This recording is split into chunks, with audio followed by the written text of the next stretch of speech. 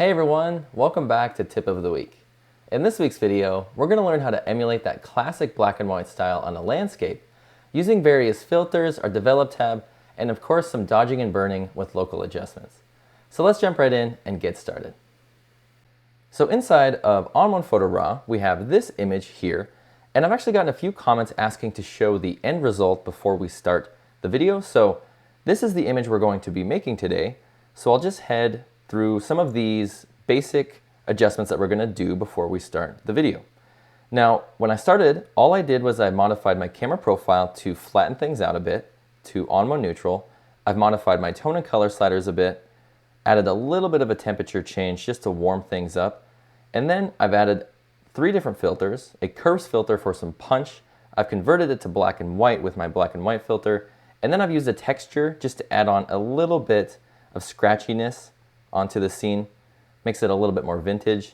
And then I have in my local adjustments, I have a dodging layer, which if I turn this off and on, is just brightening these areas up on those rocks. And then I have a sky adjustment layer that if I turn off, deals with the brightness in my sky. So I'll just head down and hit reset all. And so we're going to be making that photograph that we just looked at from this image here. So to start our edit, we're first going to crop the image. Now the basic inspiration behind this tutorial were some of Ansel Adams' awesome photographs of Yosemite Valley. Now in those photographs of Yosemite Valley, they're very high contrast black and white landscapes, but they typically have a really detailed sky area and a really detailed foreground. So we're going to try to emulate that look within this video. Now to crop our image, we're just going to hit C on our keyboard to pull up our cropping tools. And since I was playing with this earlier, I already have my 4x5 or my 8x10 selected, and that's what we're going to choose for today. If you have your freeform or original ratio selected, just head up to this top toolbar here and click on this menu, and then you can choose 4x5. We're going to crop in pretty tight. And the reason I want to crop in is just to remove a lot of these trees in our foreground. And there's a lot of information in this foreground that we really don't need in the scene. We're really just focused on these mountains here and these rocks and the light hitting this valley. So I'm just going to drag in on the bottom right corner, drag that up quite a bit, and then I'll just pull this down to the right.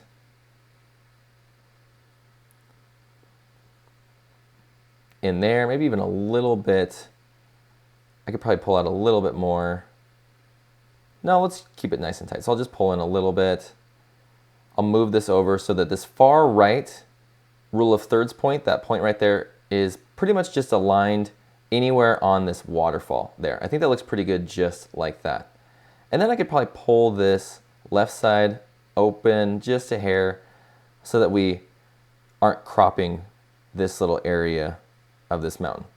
Perfect. I think that looks pretty good just like that. So I'll just hit enter on my keyboard. And now we have a nicely cropped frame here.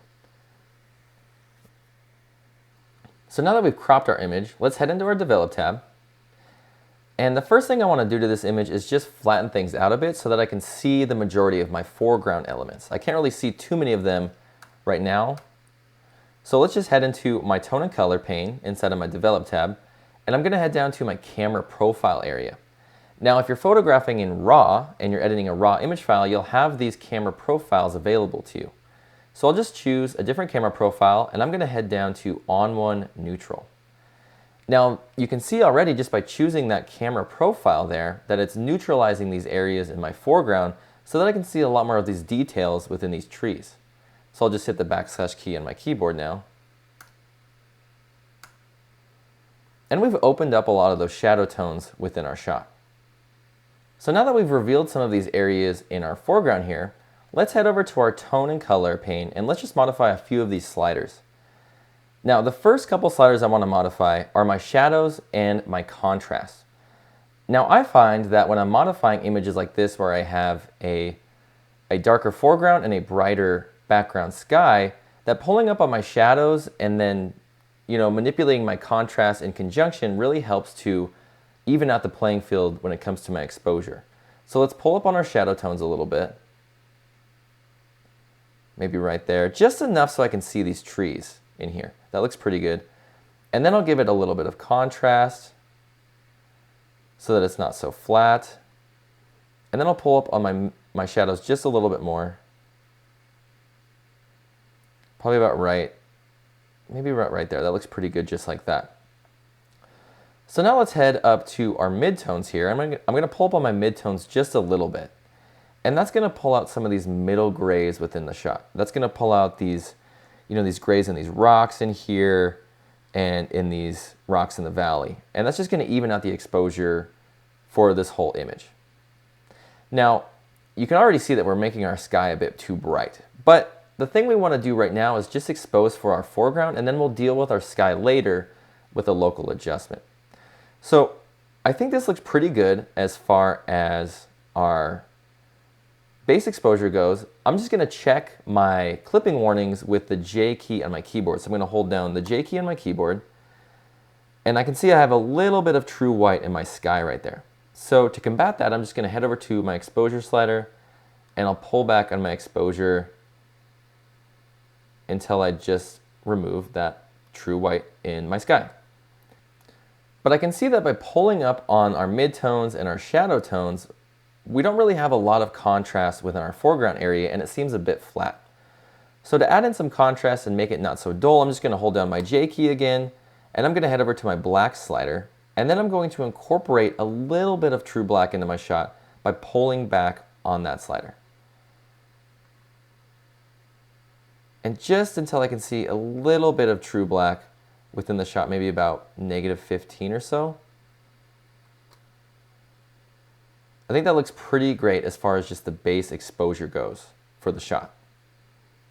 So I'm just gonna hit the backslash key on my keyboard. So now let's head into our local adjustments tab, and now I wanna deal with this really bright sky background. So I'll head into my local adjustments, and I'm gonna double click this adjustment and rename it Sky. So I know that I'm applying this adjustment to our sky area. Now I'm gonna hold down Shift and K, and that's gonna grab me my adjustable gradient tool. With my adjustable gradient tool, I'm going to be using a gradient mask to relieve a lot of this top sky area of some brightness. So let's just drop this down, and then I'll rotate it with this smaller handle until it's only applied to the sky area. And what I'm doing is I'm just placing this middle line right on the top of this valley line back there on top of that mountain right there. So I'll just drag this down and just place that line right there. Just to make sure that all of these areas get the adjustment as well, because if we placed it up here, it'd be feathered in that area and it wouldn't get all of the adjustment. So let's just make sure it's down there. Even a little bit lower works great like that. And now we can head over to our sky adjustment and start modifying this. So the first thing I want to do in the sky layer is remove some of this adjustment from these rocks and these mountains. So I'm going to go into the blending options here with this gear icon, and I'm going to go down to these three sliders here. And I've been using these a lot in my last few videos, but they're really helpful in protecting these tones that you don't want adjustments applied to. So I'll just pull up on my shadow tones because I don't want them applied to any of my shadow tones.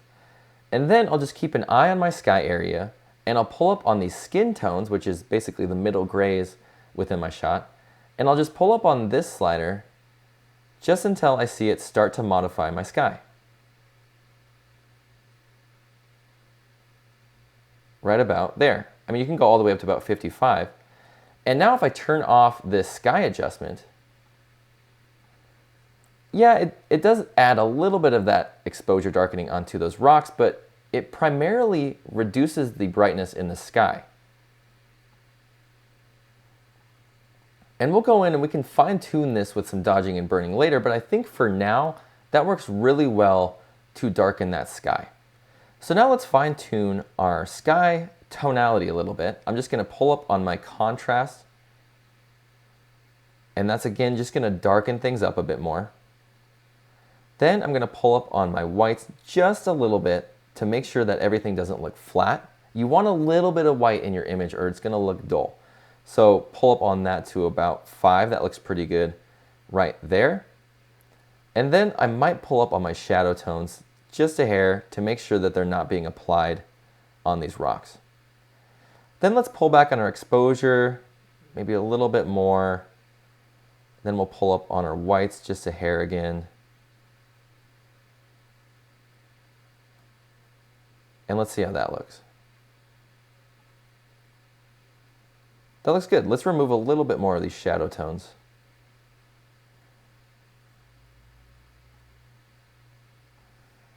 But I think that looks pretty good. So now I want to go in and I'm going to add a filter. So I'm going to go into my effects tab and I'm going to go to my filters and I'm going to add the curves filter. Now the reason I want to add in the curves filter is because I want to modify the overall style of the shot. I think we have a good base and a good foundation. So if I hit the backslash key on my keyboard, this is our original. And now we have this. So it looks great, but there isn't enough punch to the image. It's a little bit dull. So the curves filter is a great filter for adding in a little bit of punch to your image. So inside of my curves filter, I'm gonna make sure that my highlights have some exposure. I want them to be a little bit bright as well because this is a bright scene. If we removed all of the brightness in the scene, it'd look unnatural. So even though we try to darken the sky area as much as we can, it's not gonna look natural if we don't have a little bit of true white in there. So let's head over to our curves filter. I'm gonna drop a point on my curve here, right there, and that's my highlights right there. That's my highlight tone. It's right between my mid-tone and my white point. So I'll just pull that up a hair. And that's gonna add in a little bit of punch to the shot. I don't want a ton, but I need a little bit. Then I'm gonna head down to my shadow tones here. I'm gonna drop a point there. Then I'm gonna pull that back just a little bit.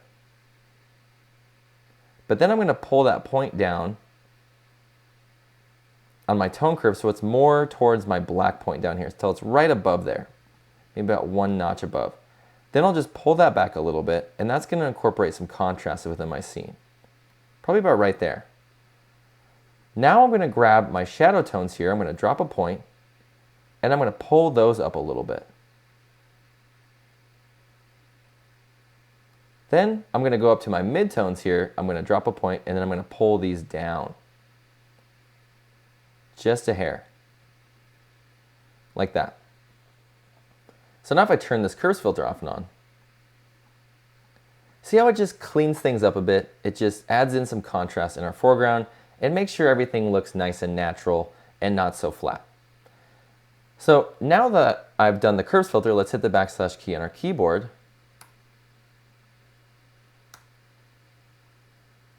And now we can start converting our image to black and white. So let's go in, I'll add a filter, and I'll add the black and white filter. Now there's a few different ways you can convert your images to black and white, but the black and white filter is a tried and true filter for that. And my favorite way to go in here and convert it to black and white is to hit my conversion method and go to channel mixer. And then I just start dragging this filter slider around until it gets to an exposure that I like. So if I go all the way to maybe red,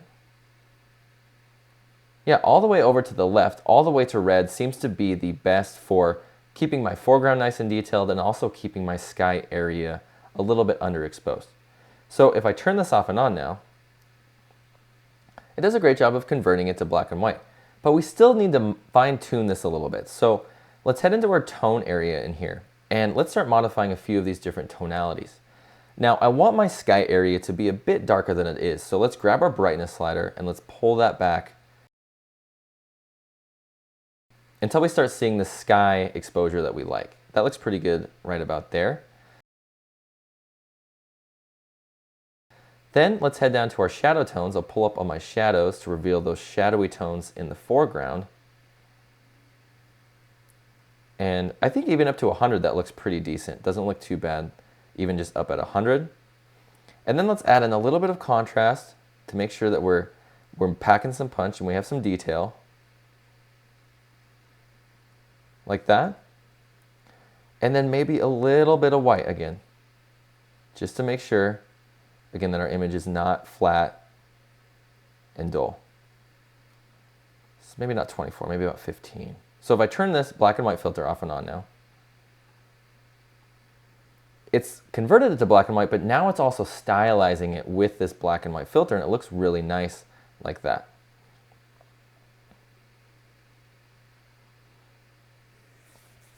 So now that I've converted this image to black and white, I think we should go in and dodge these areas in our valley a little bit to enhance the tonality and also just open them up to show detail. So let's head over to our local adjustments tab here.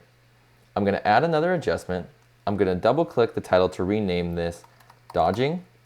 And in dodging and burning, dodging is when you brighten things up. Dodging brightens and burning darkens. The best way to think about it is burning. Whenever you burn something like a piece of paper, you turn it black, it darkens it up. So if you're ever confused on which one does which, always just think burning is going to darken. Because if you burn something with a lighter or a flame, it typically darkens it up. So we're going to be dodging, we're going to be brightening. So I'm going to go over to my more here, my more styles, and I'm going to go to reveal shadows. Now with this, it's removed a little bit of the contrast and it's boosted up my shadow tones. And if I painted this on at 100%, it'd be really intense. So I'm going to head up to my top tool modifier bar here, and I'm going to make sure that I have my opacity at around, I don't know, 25 to 30. Nothing too intense because I don't want it too strong. And I also want my feathering definitely at 100. And to start off, I'm going to use quite a bigger brush size, not too intensely big, maybe about 350. And then I'm just going to brush on some exposure into these areas around my foreground that I want to be a little bit more bright.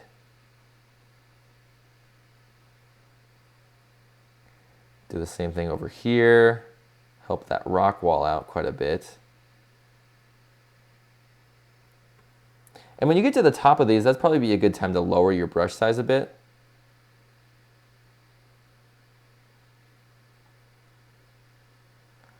And then I can just continue to brush on these areas, smaller areas.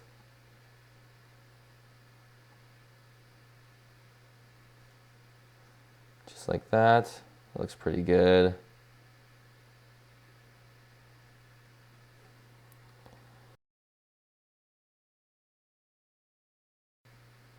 And then let's raise our brush size up quite a bit, and let's just go to these edges in there. There we go. And that will kind of add some light to the left. And then let's do maybe one brush stroke in the middle a little bit. And then I'll remove a little bit of what I just did right there, kind of on the foreground. And you can see it's just all about playing and just painting light and making it how you want it to look.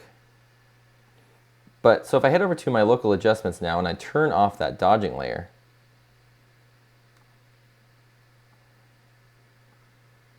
it does a great job of revealing that valley for us and opening up those darker tones that we didn't see before. So now I'll just head over to this adjustment. I'm going to pull up on my structure a bit, and that's just going to add some micro contrast and some detail to those rocks.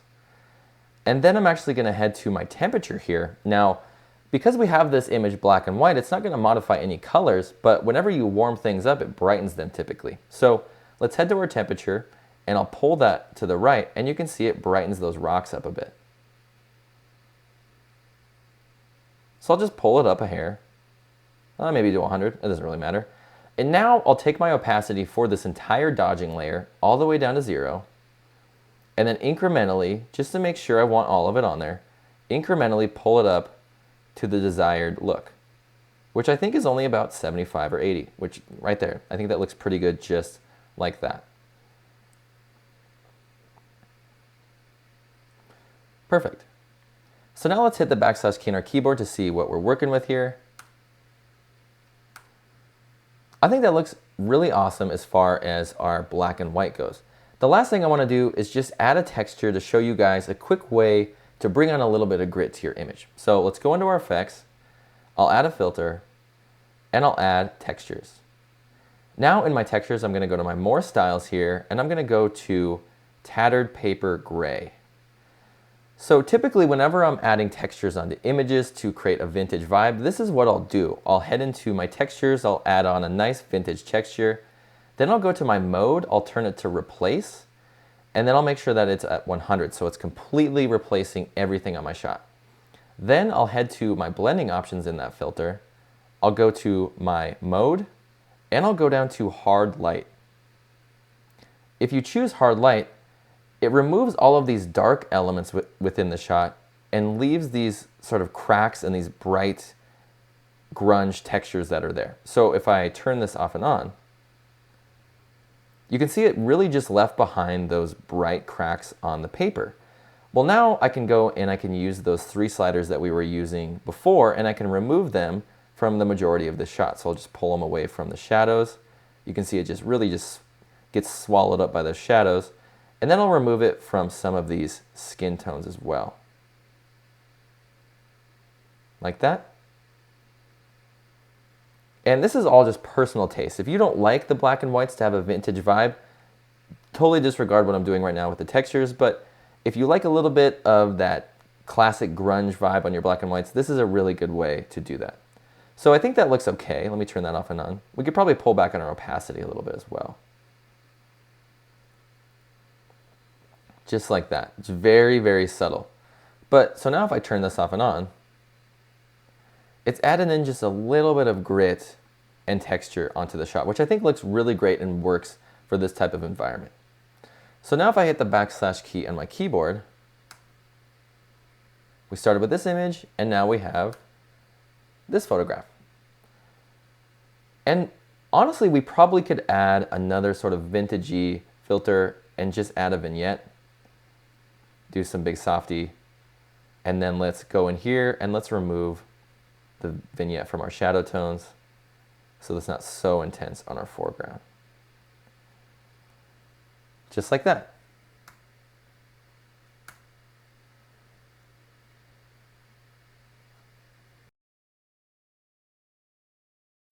Thanks so much for watching. I hope you enjoyed the video and learned a bit about converting your images to black and white and then stylizing after.